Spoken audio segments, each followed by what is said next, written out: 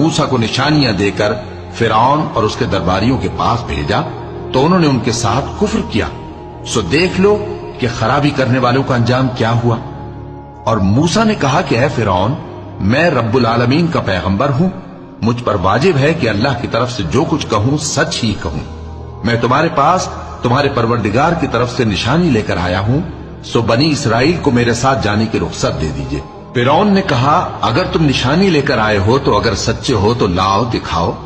موسیٰ نے اپنی لاٹھی زمین پر ڈال دی تو وہ اسی وقت ایک بڑا اژدہا بن گئی، اور اپنا ہاتھ گریبان سے نکالا تو اسی دم دیکھنے والوں کی نگاہوں میں سفید براق یعنی روشن ہو گیا۔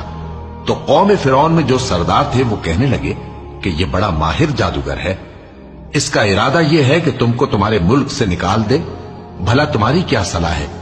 انہوں نے فرعون سے کہا کہ فی الحال موسیٰ اور اس کے بھائی کے معاملے کو موقوف رکھیے اور شہروں میں نقیب روانہ کر دیجئے کہ تمام ماہر جادوگروں کو آپ کے پاس لے آئے۔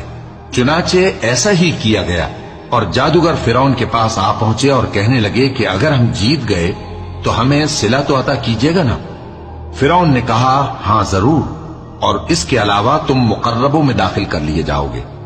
جب فریقین روز مقررہ پر جمع ہوئے تو جادوگروں نے کہا کہ موسیٰ یا تو تم جادو کی چیز ڈالو یا ہم ڈالتے ہیں۔ موسیٰ نے فرمایا تم ہی ڈالو۔ سو جب انہوں نے جادو کی چیزیں ڈالی تو لوگوں کی آنکھوں پر جادو کر دیا یعنی نظر بندی کر دی، اور لاٹھیوں اور رسیوں کے سانپ بنا بنا کر انہیں ڈرا ڈرا دیا اور بہت بڑا جادو دکھایا۔ اور اس وقت ہم نے موسیٰ کی طرف وہی بھیجی کہ تم بھی اپنی لاٹھی ڈال دو، تب وہ فوراً سانپ بن کر جادوگروں کے بنائے ہوئے سانپوں کو ایک ایک کر کے نگل جائے گی۔ آخر حق ثابت ہو گیا اور جو کچھ وہ لوگ کرتے تھے باطل ہو گیا۔ چنانچہ اس موقع پر وہ مغلوب ہو گئے اور ذلیل ہو کر رہ گئے، اور یہ کیفیت دیکھ کر جادوگر سجدے میں گر پڑے، کہنے لگے کہ ہم سب جہانوں کے پروردگار پر ایمان لائے، یعنی موسیٰ اور ہارون کے پروردگار پر۔